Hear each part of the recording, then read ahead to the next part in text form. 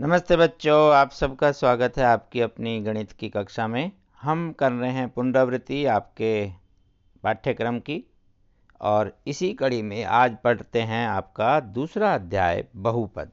तो जैसा कि आप जानते हैं बहुपद आपको याद आ गया होगा। याद कीजिए बहुपद में आपने क्या क्या पढ़ा था। फिर भी अगर लगता है कि आपकी क्लास मिस हो गई है, आप नहीं पढ़ पाए हैं, तो इसी वीडियो के नीचे एक डिस्क्रिप्शन बॉक्स मिलेगा जिसमें बहुपद की वीडियो की आपको अलग से लिस्ट मिल जाएगी। तो जो भी 4-5 वीडियो हैं बहुपद के, 9th क्लास के बहुपद के नाम से, आप उन लिंक को ओपन करके उस चैप्टर को पूरा पढ़ सकते हैं। आइए अब पढ़ते हैं आज की आपके वर्कशीट की बातें। तो यहाँ हमारे पास आपका वर्कशीट नंबर 67 यानी कि 67 में आए हैं कुछ सवाल। आइए पढ़ना आरंभ करें।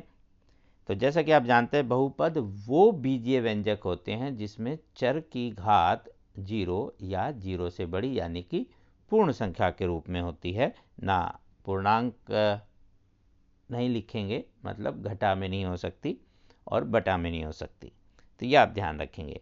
तो यहाँ पहला है √7x जमा 5। तो x की घात यहाँ 1 है, हो सकता है, तो ये पहले वाला आपका है, ये बहुपद होगा।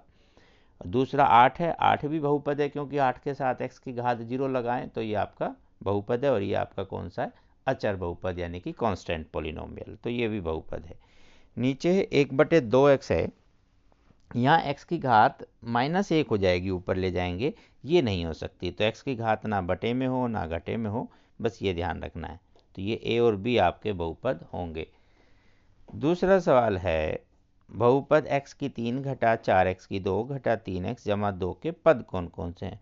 तो ये सभी पद हैं। x की 3 इसका एक पद है, घटा 4x की 2 एक पद है, घटा 3x इसका एक पद है, जमा 2 भी इसका एक पद है। इन्हें अलग अलग लिखेंगे तो पद हो जाएगा।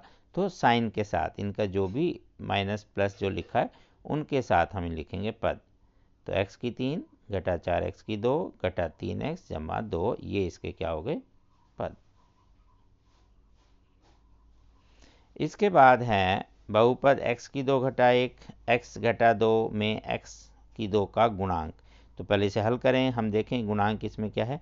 तो x की 2 को जब आप यहाँ से x से गुना करेंगे तो x की 2 और x कितना हो गया? x की 3। फिर x की 2 को 2 से गुना करें, घटा 2x की 2। फिर एक x को करें तो ये हो गया घटा 1x, और 1 गुना 2 जमा में 2। तो यहाँ आप देख पा रहे हैं कि x की 2 के गुणांक मतलब x की 2 के साथ क्या लिखा हुआ है वो इसका गुणांक है। तो ये हुआ घटा 2।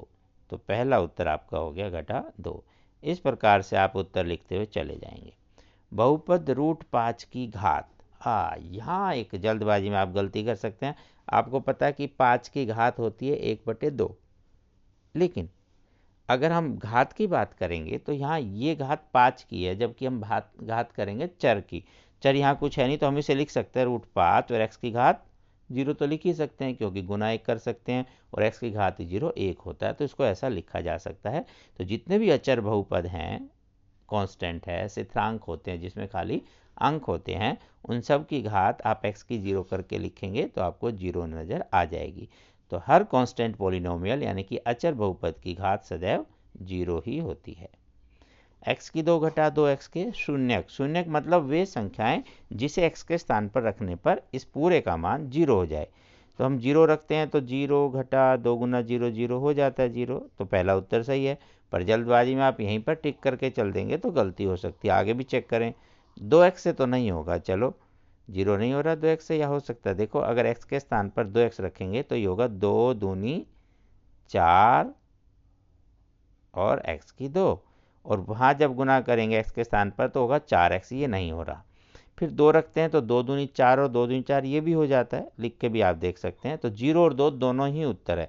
आइए एक बार लिख के देखें, 0 में 0 घटाएं तब भी 0 हो जाएगा, और जब 2 रखेंगे इसका मान तो 2 दूनी 4 घटा 2 दूनी 4, तो ये 0 आ जाता है। तो यहाँ दोनों लिखेंगे। आइए अब बात कर देते हैं अगले सवालों की। निम्न में सही या गलत बताएं। तो प्रत्येक बहुपद एक समीकरण भी होता है। नहीं, बहुपद तो बहुपद है, उसको जब किसी मान के समान रखेंगे तब वो समीकरण होता है।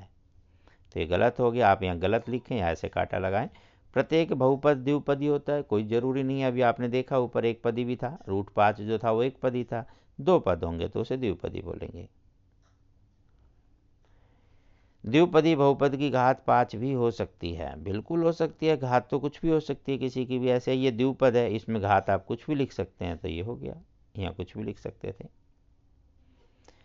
शून्यक बहुपद की घात अपरिभाषित होती है, हाँ ये भी बिल्कुल सही है, क्योंकि शून्यक बहुपद जैसे 0 x की 3 लिखें, x की 2 लिखो, x की 10 लिखो, x की 9 लिखो, x की 1 लिखो, कुछ भी 10 भी लिख सकते हो, 1 0 बढ़ा दो 100 भी, 1000 भी, ऐसे आप कुछ भी लिख सकते हैं। तो इसकी x की घात बहुत सारी हो सकती है, इसलिए हम कहेंगे अपरिभाषित। और एक बहुपद का शून्यक हमेशा 0 होता है? नहीं, कोई ज़रूरी नहीं है। अभी आपने देखा ऊपर वाले सवाल में 0 भी था और 2 भी था, ऐसे कहीं कुछ भी हो सकता है, तो ये भी गलत हो गया। अब हमें शून्यक ज्ञात करने हैं। शून्यक वो मान होते हैं जहां x का मान रखने पर पूरे बहुपद का मान शून्य हो जाता है। तो आइए अगले पेज पर कर लेते हैं। पहला सवाल, px बराबर 2x जमा 5, बहुपद का मान शून्य हो, मतलब पूरा px ही 0 हो जाए। ये इसका मतलब हुआ हम 2x जमा 5 को 0 रख कर देखें, तो 2x 5 इधर जाकर घटा हो जाएगा और x निकालेंगे तो 2 से भाग हो जाएगा। तो 5/2 वो भी किसका? ऋणात्मक। तो घटा 5/2 इसका एक शून्यक है, मतलब x का मान ये रखने पर पूरा बहुपद शून्य हो जाएगा। दूसरा देखते हैं, एक्स स्क्वेयर घटा 1, इसको भी ऐसे 0 रखें, तो एक्स स्क्वेयर बराबर 1 रख सकते हैं। तो आप लिखेंगे x बराबर एक बार जमा का 1 और एक बार घटा के, कैसा कर सकते हैं? क्योंकि जमा का 1 का वर्ग भी 1 होता है और घटा के 1 का वर्ग भी 1। कई बार यहाँ जल्दबाजी में आप x का मान खाली 1 लिख देंगे तो गलत हो जाएगा, क्योंकि एक्स स्क्वेयर है तो 2 तो इसके शून्यक हो सकते हैं, तो चेक करेंगे। आप इसे ऐसा भी कर सकते थे, यहाँ के बाद इसे गुणनखंड बनाते, x जमा 1 x घटा 1 बराबर 0।